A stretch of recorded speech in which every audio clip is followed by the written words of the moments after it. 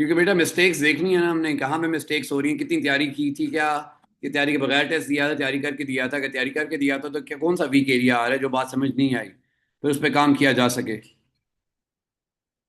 Yes Mishkat बेटा, मैंने group में शेयर करवा दी है, क्योंकि मेरे पास लैपटॉप में अभी नहीं है, तो मैंने ग्रुप में शेयर करवा दिया, ज़रा व्हाट्सएप पे जाके चेक कर लें। और बाकी सब बेटा जल्दी से आ जाएं। और बेटा काइंडली, क्योंकि काइनेमैटिक्स बहुत इंपॉर्टेंट टॉपिक है, इससे 3-4 एमसीक्यूज आएंगे और एक क्वेश्चन थ्योरी में आ रहा होता है, या वो प्रोजेक्टाइल का क्वेश्चन होता है या सिंपल वाला जो आपके वेलोसिटी टाइम ग्राफ का क्वेश्चन होता है। ध्यान से किया करें ना, हमें साथ साथ देखना है बेटा, देखिए किस क्वेश्चन प्रॉब्लम आई थी और क्या प्रॉब्लम आई थी, ताकि फिर बेटा आपको,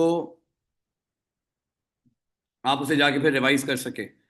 ओके, क्वेश्चन नंबर 1 से स्टार्ट करें बेटा। क्वेश्चन नंबर 1 से स्टार्ट करें। अ स्टूडेंट, अब ये काइनेमैटिक्स सारा रिवाइज भी हो जाएगा जिन्होंने नहीं भी किया हुआ, और जिन्होंने जो मिस्टेक्स किए हैं बेटा वो भी देख लें।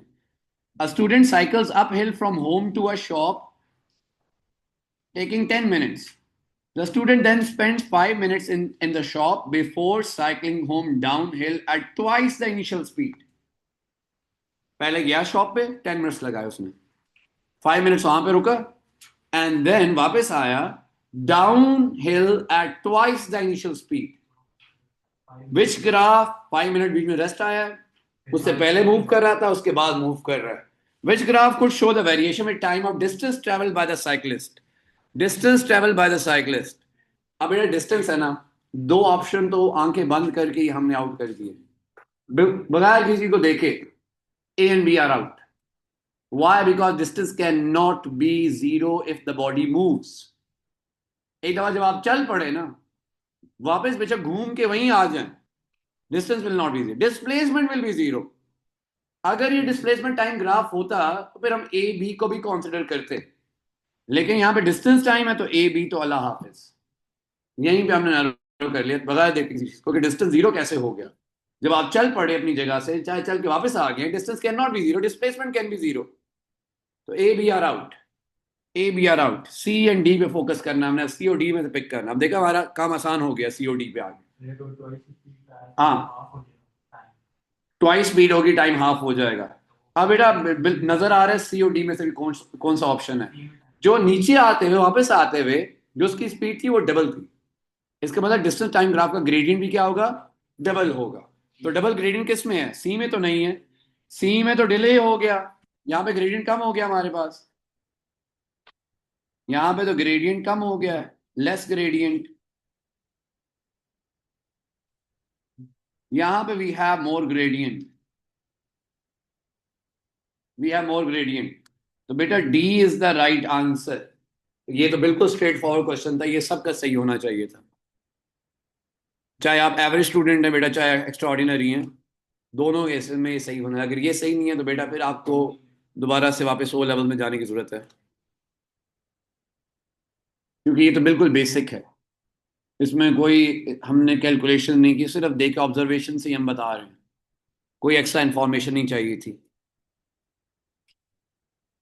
नहीं मैं, राफिद बेटा अगर डिस्प्लेसमेंट टाइम ग्राफ होता तो ऑब्वियसली फिर हमारे पास जीरो वाला ग्राफ भी कंसिडर होता, फिर तो बी होना चाहिए था, फिर तो बी होना चाहिए था हमारे पास। Done, any problem with this, any problem with this. Okay, question number 2 पे आए। अब ये क्वेश्चन जरा ध्यान से करने वाला था। ये किसने सही किया क्वेश्चन नंबर 2, एक दो, बस वो यही है। चले, ये गलत होना बनता था, ये मैं आपको खुद दे रहा हूँ, क्या चाहे गलत हो गया, खैर है, कोई मसला नहीं है, लेकिन जिसने सही किया है, वेरी गुड। एक्सेलरेशन भी दी हुई है, स्पीड भी दी हुई है, निकाल सकते हैं। वो हर किसी ने नहीं निकाला, मैं बहुत कह रहा हूँ। Two cars X and Y, two cars X and Y are traveling along the same straight road. Car X is traveling at a constant speed of 6 meter per second. Car X is traveling at a speed of 6 meter per second. Car Y has a constant acceleration of, car Y की acceleration दी हुई है 0.50 meter per second square. At the instant shown, car X is a distance D ahead of car Y. Car Y और car X में कितना distance है बेटा, car x और car Y में कितना डिस्टेंस है? 0.5 डिस्टेंस डी हमें वो निकालना है। Car Y is traveling at a speed of 4 metre per second. Car Y is level with car X after time of 20 seconds. Time हमें दिया 20 seconds. What is the distance D बेटा? Distance D हमने निकालना है। Distance D हमने निकालना है बेटा। तो बेटा हम ये देख लेते हैं, ये देखिए इसे कैसा सॉल्व करना है। हम ये देख लेते हैं कि दोनों ने 20 सेकेंड्स के बाद कितना कितना डिस्टेंस कवर कर लिया। फिर हम उन दोनों को कर देंगे माइनस, क्योंकि आफ्टर 20 सेकेंड दोनों क्या हो गए, साथ साथ है ना। तो एक ने ज्यादा कवर किया, एक ने कम किया। तो दोनों का अगर हम डिफरेंस लें, दोनों का डिस्टेंस निकाल के अगर हम डिफरेंस ले लें, पता चल जाएगा दोनों में कितना गैप था। यू आर सेइंग एक का 180 है, दूसरे का 120 है। अब डिस्टेंस कैसे निकालें बेटा?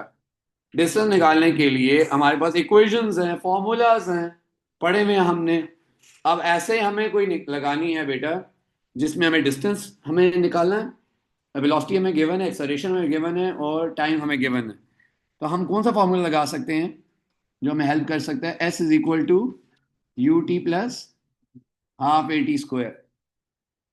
एक्स की पहले मैं निकाल रहा हूं, एक्स की निकाल रहे हैं, एक्स की निकाल रहे हैं बेटा हम। एक्स की,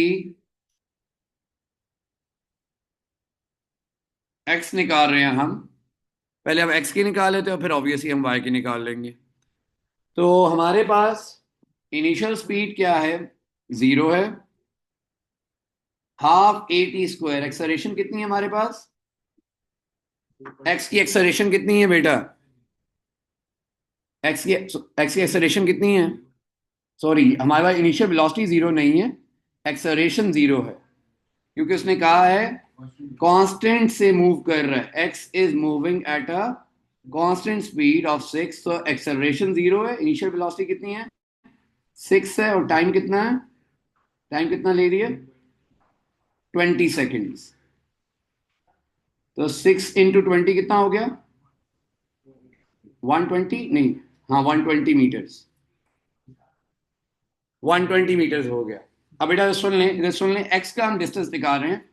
x is traveling at a constant speed of 6। Speed constant, acceleration क्या है? 0। ये तो निकल गया बेटा। हमारे पास स्पीड 6 है, कितने टाइम के लिए 6 स्पीड से मूव करती रही है? 20 सेकेंड्स के लिए।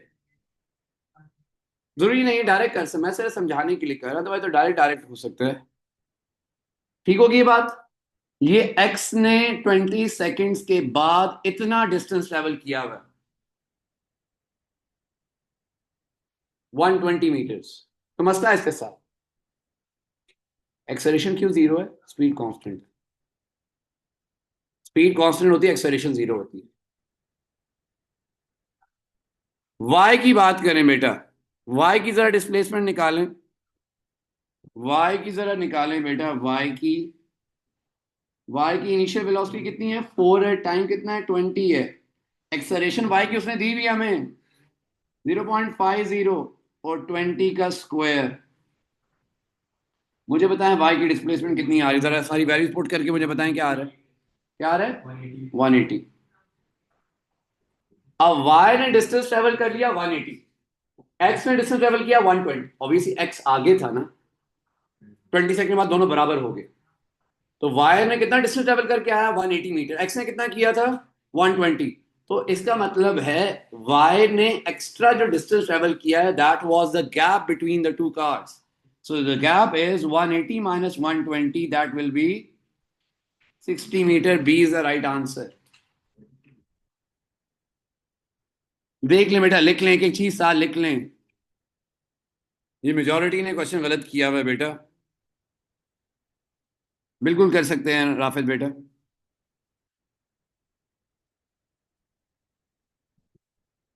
हो गया? कोई मसला इसमें बताएं आप, मसला है तो बताएं। Yes, those who are online, कोई मसला बेटा भी बताएं। इसी वजह से रिपीट करवा रहा हूं ताकि जो प्रॉब्लम है वो रिजॉल्व हो सके बेटा। ओके, 3 पे आ जाएं। ये लिख लिया, मैं शेयर भी कर दूंगा, फिर आप बेशक बाद में भी देख लेना दोबारा से। क्वेश्चन नंबर 3 पे आ जाए बेटा। A stone is thrown vertically upwards from point X at time t0. The variation with time t of the velocity v of the stone is shown. Velocity time graph बेटा given है हमें. ऐसा graph देखा हुआ है ना हमने, पहली दफा तो नहीं देख रहे हैं. What is the displacement of the stone from point X at time 3 seconds? 3 second में डिस्प्लेसमेंट निकालनी है बेटा. सबसे पहले हमने क्या किया, stone is thrown vertically upwards, तो बेटा डायग्राम ड्रॉ कर लेना साथ. ऊपर फेंका है आपने, ऊपर ज्यादा वेलोसिटी कम होती है ज्यादा होती है, नजर आ रहा है ग्राफ में. इट शुड डिक्रीज, मैक्सिमम से स्टार्ट किया, डिक्रीज हो रही है, टॉप पे पहुंच गए, 2 सेकंड में टॉप पे 0. अब नीचे आ रहे हैं, यहां तक आ गया, 3 सेकंड तक आप यहां पहुंच के डिस्प्लेसमेंट निकालनी है. डिस्प्लेसमेंट होती है फाइनल इनिशियल, इनमें जो डिफरेंस है बेटा, that will be your displacement.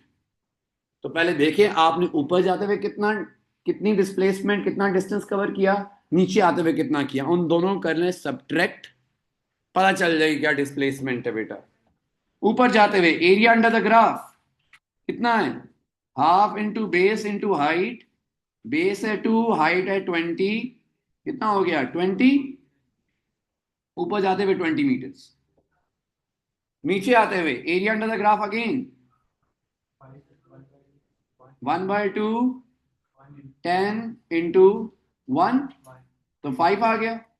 नीचे आते हुए 5, डिफरेंस कितना आ गया दोनों में, 20 माइनस 5, 15 मीटर. सो आंसर में होना चाहिए 15 मीटर. 15 मीटर बिलो एक्स और अबव एक्स. बेटा एक्स तो इनिशियल पोजीशन थी, ऊपर है अभी इनिशियल पोजीशन से, above x is the right answer. ये हो जाना चाहिए था.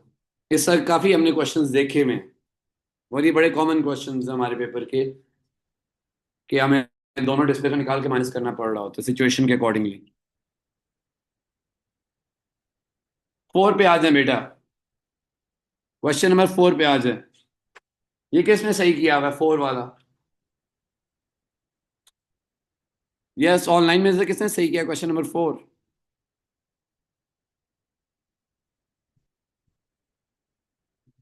उस्मान आपने किया हुआ है, ओके. तो 2 लोगों ने सही किया हुआ है.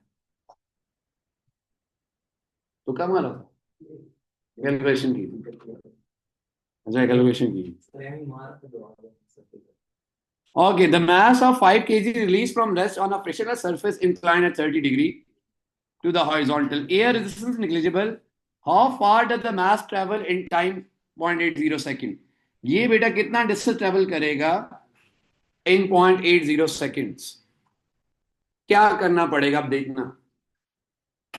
ये इंक्लाइंड वाला डिस्टेंस चाहिए ना हमें, स्लांटेड वाला चाहिए. हमें दिया हुआ मैस, हमें दिया हुआ एंगल, हमें दिया हुआ टाइम, हमें ये सारी चीजें बेटा हमें दी नहीं है. कॉम्पोनेंट्स निकालने पड़ेंगे. सबसे पहला काम कॉम्पोनेंट्स निकालें बेटा. वेट कितना है, 5 kg मैस है ना, वेट कितना है, 5 इंटू 9.81 कितना बनता है, 49.05. ये वेट है. इसका एक वर्टिकल कंपोनेंट, एक हॉरिजॉन्टल. वर्टिकल वाला क्या होगा, 49.05 है. तो vertical component will be 49.05 cos 30 और horizontal will be 49.05 sin 30.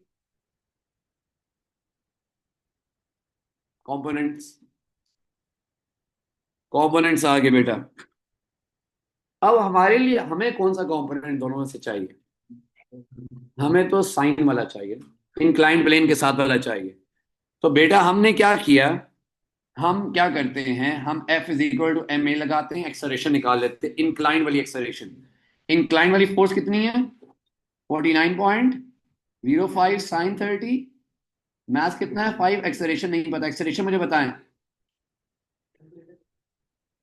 Acceleration जल्दी बताएं ना बेटा, कैलकुलेटर पास रखे.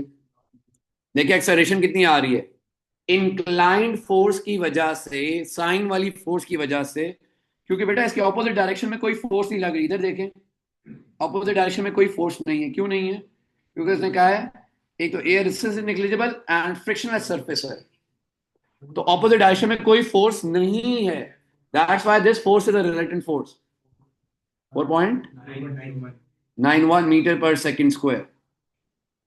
ये आ गई एक्सेलरेशन। बेटा दो चीजें आपके पास है, एक्सेलरेशन भी आ गई और टाइम भी आ गया। चाहिए क्या आपको? डिस्टेंस। एक्सेलरेशन टाइम है, एक्सेलरेशन टाइम है, डिस्टेंस चाहिए। कौन सी इक्वेशन हम यूज कर सकते हैं कि डिस्टेंस आ जाए, एक्सेलरेशन है, टाइम भी है और इनिशियल वेलोसिटी भी पता है, रेस्ट से स्टार्ट कर रहे हैं। S is equal to u t plus half a t square. खत्म बात बेटा। ये जीरो,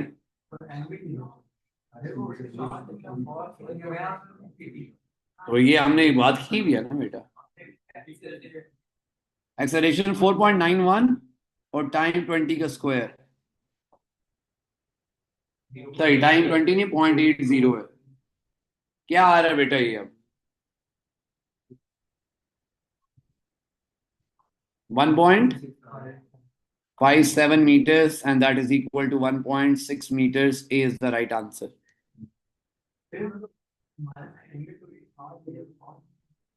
नहीं ना, हम ये बेटा करते होते हैं ना, हमने कहा था ये 30 है क्या होगा, 90 है क्या होगा, 60, या ऐसे ले cos 60 और ऐसे ले sin 60, और अगर ये 60 है तो ये अंदर वाला क्या हो जाएगा, 30। क्योंकि एक्सेलरेशन निकालनी थी, ये वाली एक्सेलरेशन आएगी तो फिर हम काम करेंगे ना। एक्सेलरेशन हमें इंक्लाइन प्लेन के साथ वाली चाहिए, क्योंकि हमें डिस्टेंस ये वाला चाहिए, तो एक्सेलरेशन ये हमें पता ही नहीं है। तो पहले हमने ये वाली फोर्स उठाई और इससे एक्सेलरेशन निकाली, हॉरिजॉन्टल वाली एक्सेलरेशन। वर्टिकल वाली की जरूरत नहीं है हमें, क्योंकि हमें इंक्लाइन वाली एक्सेलरेशन चाहिए। तो एक्सेलरेशन आ गई बेटा, टाइम ऑलरेडी है, इनिशियल वेलोसिटी जीरो है, तो डिस्प्लेसमेंट आ गया, वहाँ डिस्टेंस आ गया।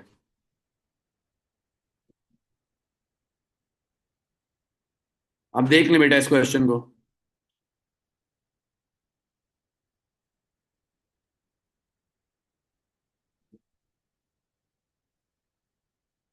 तो बेटा जहां का डिस्टेंस चाहिए ना, वहां की एक्सेलरेशन चाहिए होगी। ये नहीं होगा कि आपने वेट निकाल के और वेट को आपने फोर्स पुट कर देना। वेट का हॉरिजॉन्टल कंपोनेंट लेना है, क्योंकि आपको हॉरिजॉन्टल वाला डिस्टेंस चाहिए ना, हॉरिजॉन्टल वाला डिस्टेंस चाहिए हमें। क्वेश्चन नंबर 5 पे आ जाए बेटा। The velocity time graph for an object is shown, the velocity time graph for an object is shown, how can the total displacement of the object be determined, how can the total displacement of the object can be determined. Again बेटा total displacement देखनी है, तो आपने क्या करना है, ये तो देखें, प्लस करेंगे माइनस करेंगे, क्यों? आप कैसे पता चला माइनस करेंगे? ऊपर करके तो आए, अगर ऊपर ना करके आए हो तो फिर डिस्प्लेसमेंट है तो ऐड भी तो हो सकती है। हाँ, बेसिकली बेटा ये सारी वेलोसिटी क्या है, पॉजिटिव है। वेलोसिटी पॉजिटिव का मतलब ये है कि आप एक डायरेक्शन में जा रहे हो। फॉर एग्जांपल इधर इस्माइल बेटा, इधर ध्यान दे, इधर ध्यान दें, यहां से आप जा रहे हैं राइट पे, तो वेलोसिटी क्या होगी, पॉजिटिव। तो ये सारा, ये आ गई आपके, ये आ गई डिस्प्लेसमेंट इस डायरेक्शन में। अब वेलोसिटी नेगेटिव होने का क्या मतलब होता है कि आप की डायरेक्शन ऑपोजिट होगी। अब पहले राइट जा रहे थे, अब किधर आ रहे होंगे, लेफ्ट आ रहे होंगे, तो डिस्प्लेसमेंट भी क्या हो जाएगी, कम होना शुरू हो जाएगी। तो area 1 minus area 2 is the right answer. Area 1 minus area 2।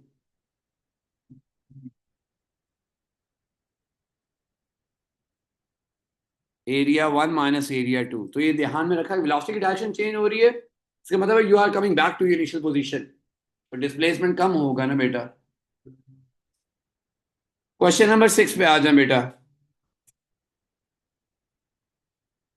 A car X is traveling at a constant speed u along a straight road at time t0. A second car y is a distance d naught behind car x and traveling at a speed v. Car x की speed u है, car y की speed v है. Car x की speed u है और car y की speed v है. So car y is distance d naught behind car x and traveling at a speed of v in the same direction. Speed v is less than u. V is less than u initially. At time t0, car y begins to accelerate.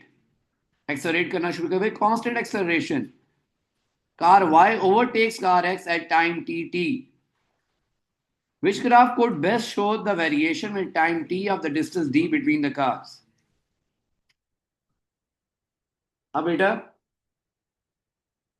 पहले car y की जो speed थी वो कम थी car x से.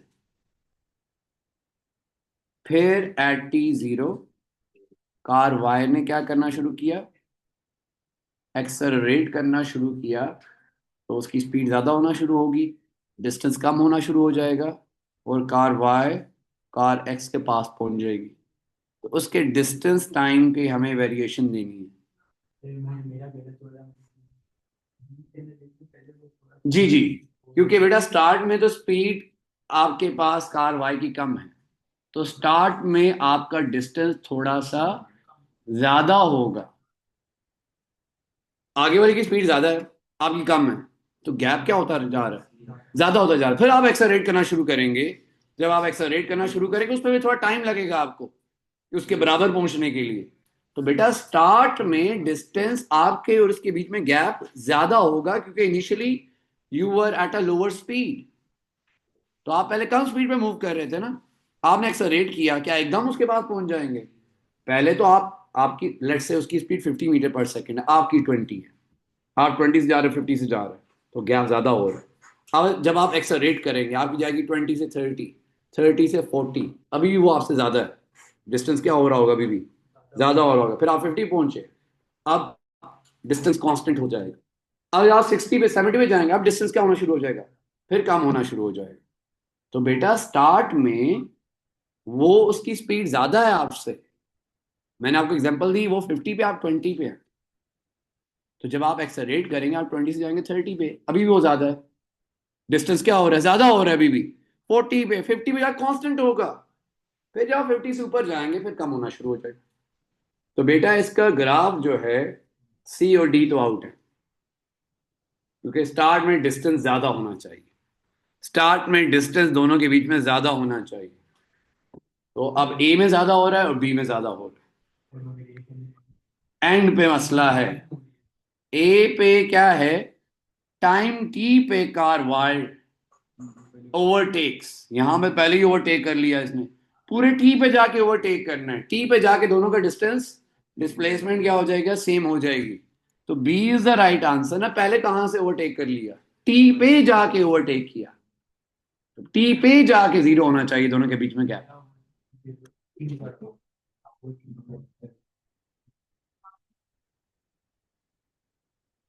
तो ये बेटा B is the right answer for this.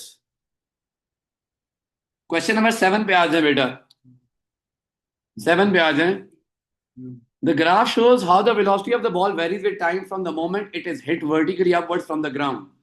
ये भी वही वाला क्वेश्चन है, वही ऊपर नीचे, और वही आंसर है इसका भी, 15 मीटर. ये तो वही क्वेश्चन है, सिर्फ वो था राइट लेफ्ट अपर डाउनवर्ड लिखा हुआ था, इसमें अपर डाउनवर्ड नहीं है. इसमें तो उसे खुद ही बता दिया ना, एक ही बात है. ऊपर जाते हुए नीचे आते माइनस कर दी. क्वेश्चन नंबर 8 पे आए बेटा. क्वेश्चन नंबर 8 पे आए. 8 किसने सही किया हुआ है?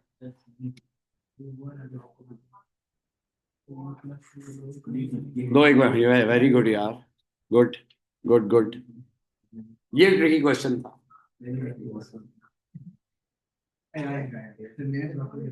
प्रॉपर वर्किंग की है. प्रॉपर वर्किंग से आंसर आया फिर तो ठीक है, तुक्के भी आंसर आया फिर फायदा नहीं. जी बेटा क्या किया जी हुसैन, बताएं फिर.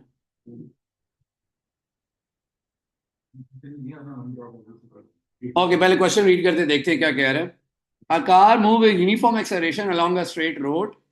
Oil leaks from the car at a rate 1 drop every 2 seconds. एक ड्रॉप और नेक्स्ट ड्रॉप में कितना टाइम लग रहा है? नेक्स्ट ड्रॉप में कितना टाइम लग रहा है? 2 seconds. The diagram shows the distances between three successive oil drops on the road, 9 or 12. What is the acceleration of the car? Car की एक्सेलरेशन निकालनी है जी।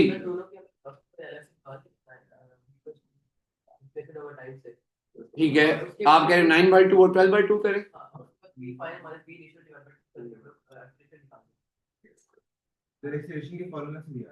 ठीक है, एक्सेलरेशन का फॉर्मूला, वो एक्सेलरेशन का फॉर्मूला ही अप्लाई करवा रहे हैं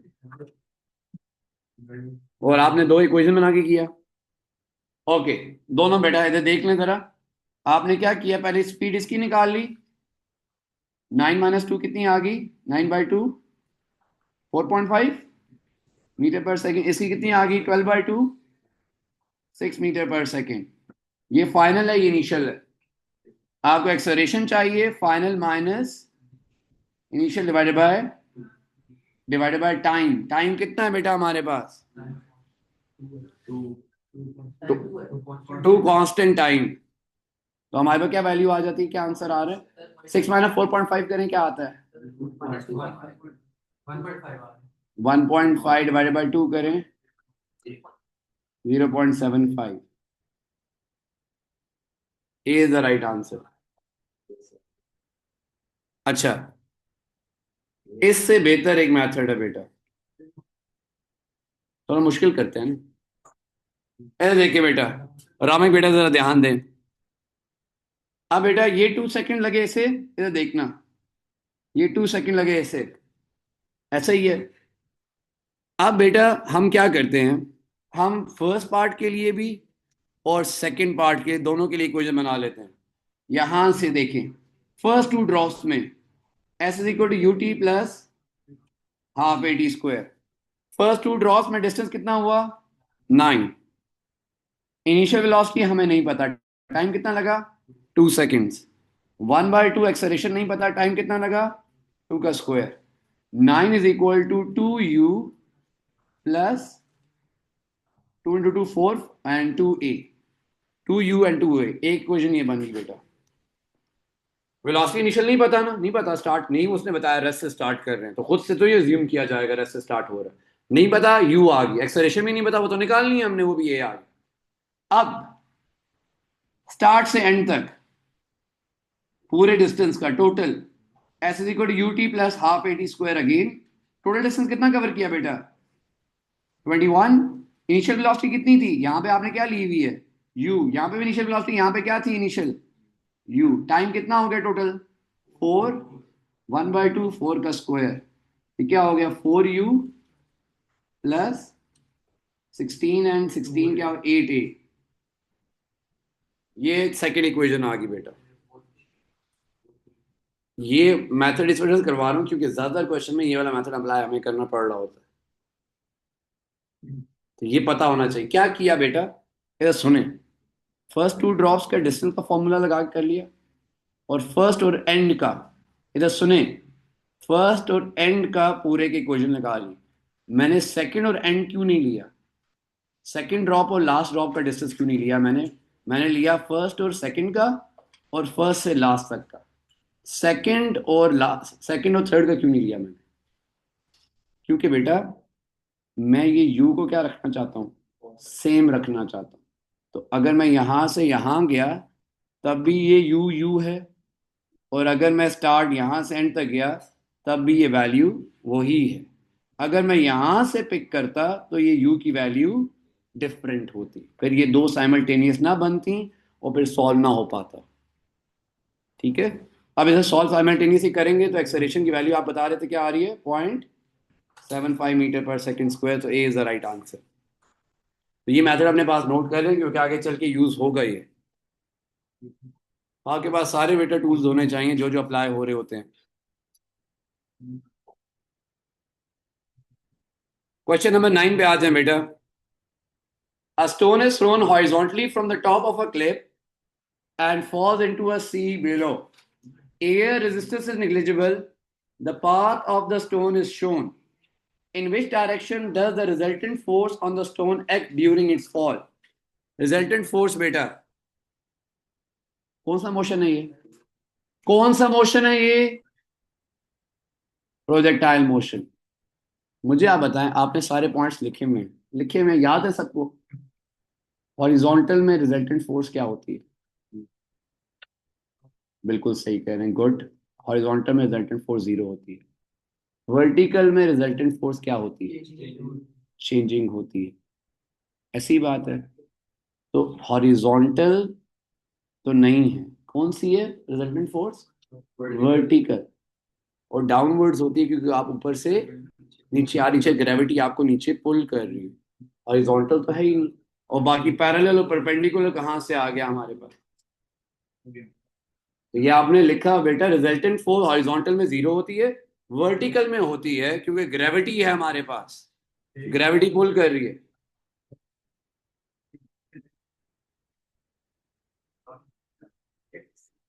9.8 होती है क्या? क्योंकि एयर रेजिस्टेंस नहीं है ना। होती तो फिर ऑब्वियस एक्सेलरेशन कम होती है। नहीं नहीं, प्रोजेक्टाइल में तो एयर रेजिस्टेंस निग्लिजिबल लेते हैं।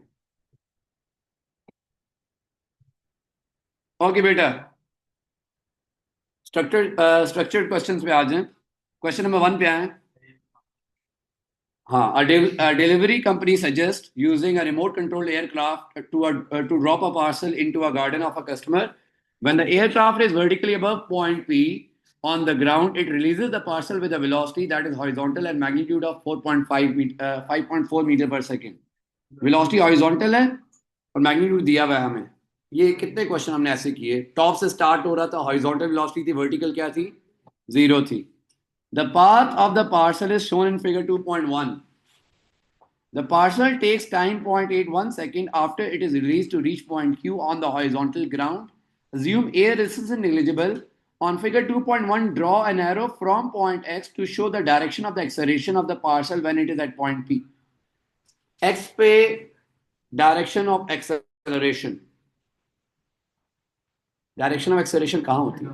सब डायरेक्शन ऑफ एक्सेलरेशन हमने क्या लिखा, किस साइड पे होती है? In the direction of the resultant force. अभी आप ऊपर एमसीक्यू में बता के आए, अभी आप इजन बेटा एमसीक्यू के ऊपर बता के आए कि direction of resultant force vertical होती है, और जब ऊपर से चीज नीचे आ रही है वर्टिकली डाउन होगी तो एक्सेलरेशन भी क्या होगी? डाउनवर्ड्स होगी। खत्म बात, डाउनवर्ड्स। तो आप खुद लिंक करें ना, ये आपने लिखा हुआ है इसमें डाउनवर्ड्स होनी चाहिए। Determine the height of the parcel. Height vertical है हॉरिजॉन्टल है? वर्टिकल है हॉरिजॉन्टल है? वर्टिकल। इक्वेशन कौन सी यूज होगी? वर्टिकल वाली। अब वर्टिकल वाली इक्वेशन आपके पास सारी हैं। S is equal to Fatima बेटा, S is equal to u t plus half a t square. Acceleration भी है, टाइम भी है। इनिशियल तो वैसे ही जीरो है, टॉप पे जीरो होती है, टॉप से स्टार्ट कर इनिशियल जीरो है। एक्सेलरेशन 9.81 है और टाइम कितना है हमारा? 0.81 का स्क्वायर। क्या आंसर आ रहा है? 3.2 मीटर्स।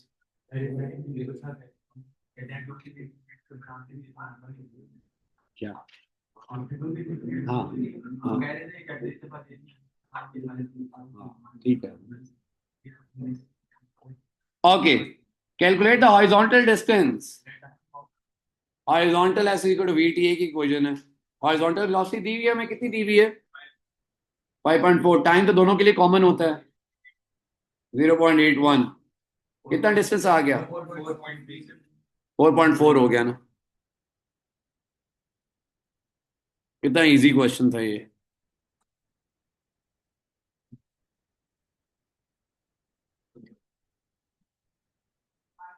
क्वेश्चन 2 पे आ जाए।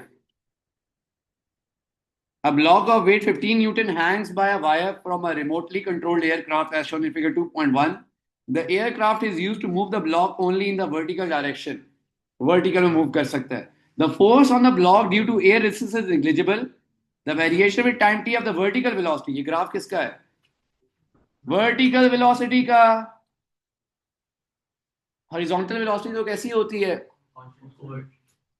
वो तब होगी ना जब हॉरिजॉन्टल होगा। अभी तो क्या है, ये मूव वर्टिकली कह रहा है, अभी तो हॉरिजॉन्टल है ही नहीं। वो प्रोजेक्टाइल में कांस्टेंट होगी, यहाँ पे तो जीरो है। यहाँ पे तो हॉरिजॉन्टल मूव ही नहीं कर रहा, तो हॉरिजॉन्टल वेलोसिटी कहाँ से आएगी, वर्टिकली मूव कर रहा है। ओके बेटा, ग्राफ हमें वर्टिकल वेलोसिटी का दिया हुआ है। कह रहे velocity is taken as positive in the upward direction. इसका मतलब है ये जो ग्राफ का पार्ट है ये अपवर्ड डायरेक्शन में मूव कर रहा था, और ये जो ग्राफ का पार्ट है ये डाउनवर्ड की। मतलब पहले वो नीचे गया है, फिर रुका है, जीरो हो गया, वेलोसिटी जीरो होगी, फिर ऊपर आया। तो ये ग्राफ से नजर आ रहा है हमें। Determine for the block the displacement for time t0 and t3 seconds. Displacement 0 और 3 के बीच में। पहले नीचे गया, कितना नीचे गया, एरिया निकालें। 1/2 बेस इंटू हाइट। कितना नीचे गया, बेस कितनी है 2 है, हाइट कितनी है 6.8। तो क्या आ रहा है, कितना नीचे गया बेटा, 6.8 ही आएगा। ऊपर कितना गया, again half into base into height. Base कितनी है बेटा 1, और हाइट कितनी है 3.4 मीटर। तो क्या हो जाएगा 1.7 मीटर्स। तो कितना डिफरेंस आ गया बेटा, 6.8 माइनस 1.7। क्या आंसर आ रहा है 5.1 मीटर। और डिस्प्लेसमेंट किस डायरेक्शन में है अभी, नीचे ज्यादा डिस्प्लेस किया, नीचे गए 6.8, थोड़ा सा ऊपर आए, तो अभी भी ओरिजिनल पोजीशन से आप नीचे ही हैं, तो डाउनवर्ड्स।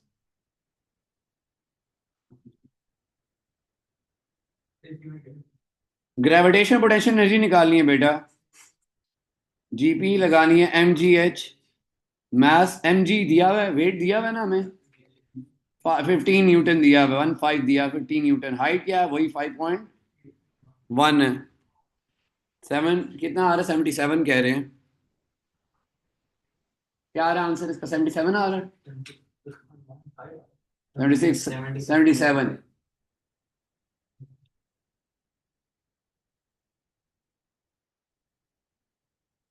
और सेकंड पार्ट में, calculate the magnitude of acceleration of the block at time 2 seconds. 2 second पे एक्सेलरेशन। बेटा वेलोसिटी टाइम ग्राफ है, ग्रेडियंट, ग्रेडियंट। ठीक है, फॉर्मूला सही है, ग्रेडियंट निकालें बेटा। मैं ये 2 पॉइंट्स पिक कर रहा हूँ, ए एंड बी। पूरी स्ट्रेट लाइन है, ग्रेडियंट कांस्टेंट है, कोई भी 2 पॉइंट्स पिक कर ले। तो मैंने ये एक लास्ट वाला और ये वाला पिक किया है। राइज कितना है 6.8, रन कितना है 2। तो राइज ओवर रन लगाएं बेटा, 6.8 डिवाइडेड बाई 2।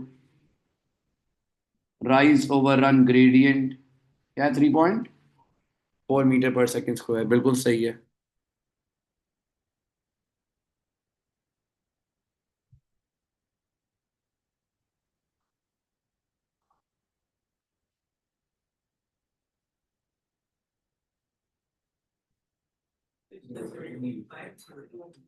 किसका, ये 76.5, 15 इंटू 5.1। हाँ तो एम जी हमने पूरा को रिप्लेस किया ना, एम जी तो वेट ही होता है। ओके बेटा,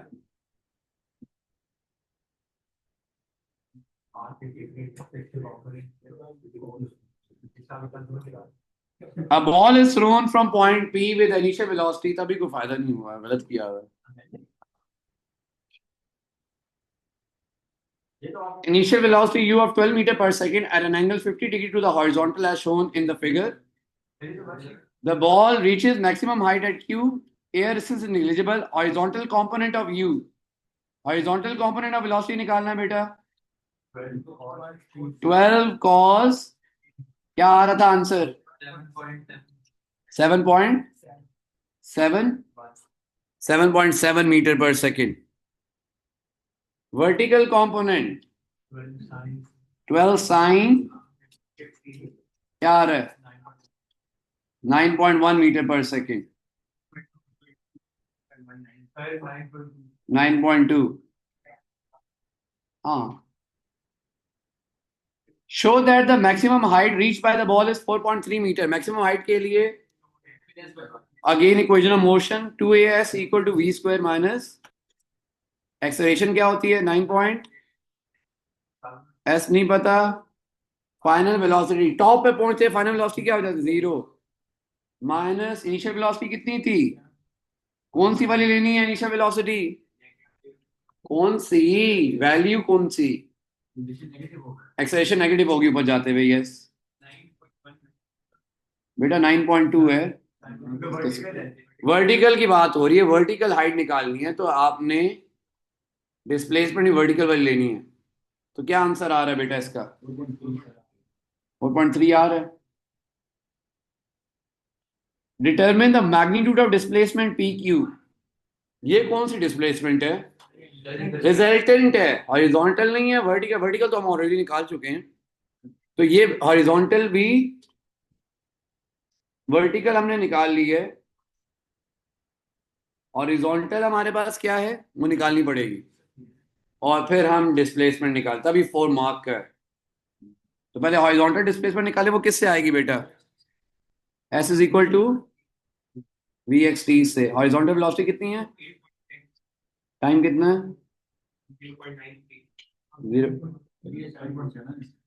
7.7 है हाँ 7.7 है ना और टाइम कितना है टाइम हमें नहीं दिया हुआ पहले टाइम निकालना पड़ेगा पहले टाइम निकालना पड़ेगा ना vertical v is equal to u plus final 0 है इनिशियल क्या थी 9.2 एक्सेलरेशन क्या है 9.8 माइनस यहां से टाइम आएगा क्या आ रहा था पॉइंट 94 जब टाइम आ गया 0.94 तो डिस्प्लेसमेंट आ गई हॉरिजॉन्टल वाली कितनी आ रही है डिस्प्लेसमेंट हॉरिजॉन्टल की 7.22 अब आपने पाइथागोरस थ्योरम लगाना है रिजल्टेंट डिस्प्लेसमेंट वर्टिकल का स्क्वायर प्लस हॉरिजॉन्टल का स्क्वायर वर्टिकल डिस्प्लेसमेंट थी 4.3 का स्क्वायर और हॉरिजॉन्टल थी 7.22 का स्क्वायर 8.4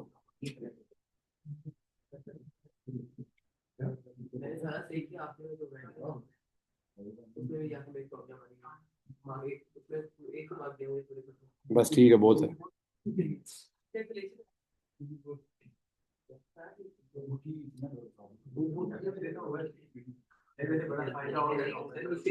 वो तो डायरेक्शन है ना राफिद बेटा नेगेटिव मैग्नीट्यूड तो नहीं हो सकता ना डायरेक्शन नेगेटिव बताती है तो बेटा फिर भी नहीं सही हुआ है ना मसला ये है तभी तो ठीक हुई है कि वो थे तब तब बचत होगी नहीं तो वो भी ना होता तो एमसीक्यू वाला हाल होता मैंने आपको उससे पहले बताया था पिछले क्वेश्चन के लास्ट पर ये 3.4 नेगेटिव सिर्फ राफिद भाई डायरेक्शन के लिए चेक किया जाएगा बाकी तो मैग्नीट्यूड के लिए नहीं करेंगे मैग्नीट्यूड के लिए इग्नोर करना है साइन को टाइम तो नेगेटिव नहीं हो सकता ना फिर अगर नेगेटिव वैल्यू आ रही है तो नेगेटिव इग्नोर कर दें आप टाइम तो नेगेटिव नहीं हो सकता हो गया बेटा इसमें किसी में प्रॉब्लम है तो बताएं फिर मार्क्स क्यों नहीं आए हाँ अयान आपके ठीक थे और सुभान आपके ठीक थे और इजन आपके ठीक थे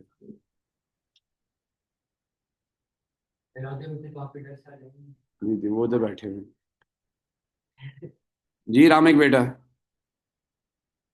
सर ये जो लास्ट सवाल है इसके अंदर ये मैग्नीट्यूड वाला जो है और ये जो दूसरा इससे ऊपर वाला पार्ट है 2as वाला ये दोबारा समझा देंगे हाँ ये देखिए ना हाइट निकालनी थी ना जी प्रोजेक्टाइल मोशन में जब आपने हाइट निकालनी होती है तो हम इक्वेशन ऑफ मोशन यूज करते हैं जी अब इक्वेशन ऑफ मोशन हमें कौन कौन सी ऐसे इक्वल यू टी है 2s जो भी आप देखें जो भी हमें वैल्यूज गिवन है हमने ये लगाया 2s equal v square minus u square acceleration ऊपर जा रहे हैं -9.8 वर्टिकल हाइट नहीं पता फाइनल वेलोसिटी टॉप पे पहुंच जाते हैं फाइनल वेलोसिटी क्या होगी टॉप पे 0 जी initial velocity initial vertical velocity क्या थी इनिशियल वर्टिकल वेलोसिटी आपने निकाली हुई है 9.2 टू 9.2 का स्क्वायर ये आ गई हाइट मैक्सिमम हाइट आ गई सही। अब नेक्स्ट पार्ट में कह रहा था determine the magnitude of displacement P Q. ये डिस्प्लेसमेंट है रिजल्टेंट डिस्प्लेसमेंट, वर्टिकल और हॉरिजॉन्टली कंबाइंड डिस्प्लेसमेंट। तो वर्टिकल वाली तो हमने निकाली हुई है, हमने कहा हॉरिजॉन्टल वाली भी निकाल लेते हैं। तो S equal to v t लगाया हमने, वेलोसिटी पता है, टाइम पता ही नहीं था। अब टाइम कैसे निकालें? टाइम तो वर्टिकल हॉरिजॉन्टल दोनों की इक्वेशन से निकल सकता है। तो मैंने v is equal to u plus a t लगा के यहाँ से टाइम लगा लिया और टाइम को यहाँ पुट किया, तो मेरे पास हॉरिजॉन्टल डिस्प्लेसमेंट आ गई 7.22। वर्टिकल ऑलरेडी थी 4.33, हॉरिजॉन्टल 7.22 आ गई। दोनों को पाइथागोरस थ्योरम लगा के हमने फाइंड आउट कर ली कि रिजल्टेंट डिस्प्लेसमेंट क्या है, रिजल्टेंट मैग्नीट्यूड क्या आ गया। तो हमें पता है हॉरिजॉन्टल की इक्वेशन ये होती है S equal to v t. ठीक है। एक दो बेटा इसे खुद बैठ के टाइम दोबारा से करना है। तो ये क्वेश्चन बेटा आपको आइडिया मिल गया कि किस तरह क्वेश्चन आते हैं। तो अभी तक बेटा आपको, अभी हम मोमेंटम कर रहे थे, मोमेंटम की अभी हमने 2D मोमेंटम स्टार्ट किया हुआ था। उससे पहले पहले मैंने जितनी चीजें की हैं वो सारी आनी चाहिए, physical quantities, measurements, vectors, kinematics. Dynamics की भी हमने प्रैक्टिस करनी है, डायनामिक्स मोमेंटम की तो प्रैक्टिस अभी हम कर रहे हैं, जो कर चुके हैं वो आना चाहिए। एमसीक्यू नंबर, हाँ, एमसीक्यू नंबर 4 में हमें ये चाहिए थे, इंक्लाइंड डिस्टेंस चाहिए था, ये चाहिए ना। तो हम फोर्स ये वाली तो नहीं ले सकते, वेट तो नहीं ले सकते, वो वेट तो वर्टिकली डाउनवर्ड्स है। तो हमने क्या किया, हमने दोनों को रिजॉल्व कर लिया, ये वाली फोर्स पिक की ताकि हमारे पास ये वाली एक्सेलरेशन आ जाए। ये फोर्स क्या है, रिजॉल्व करना आता है ना इसे। तो ये साइन 30 आ गया, मास 5 था, एक्सेलरेशन 4.91 आई, ये वाली एक्सेलरेशन आ गई अलोंग द प्लेन, क्योंकि डिस्टेंस भी हमें अलोंग द प्लेन चाहिए। तो जब ये एक्सेलरेशन आ गई हमारे पास, हमें टाइम ऑलरेडी दिया हुआ था, एक्सेलरेशन आ गई।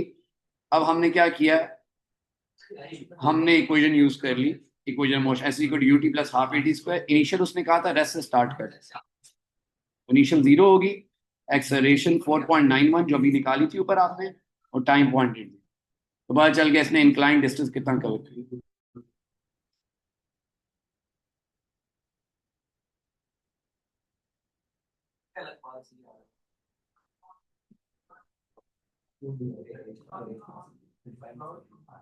मिशकात बेटा मोमेंटम तक ठीक है बेटा। तो यहाँ पे हम रुकते हैं, नेक्स्ट क्लास में हमने मोमेंटम पे वापस जाना है। ये मैंने आइडिया देने के लिए सर, काइनेमैटिक्स आपका स्ट्रांग हो जाए बेटा, जो जो मिस्टेक्स करे वो ना करें। नेक्स्ट क्लास में we will start kinematics. Ibrahim बेटा जनवरी में स्टार्ट होंगे। ओके हाँ, बेटा मैं कर देता हूँ।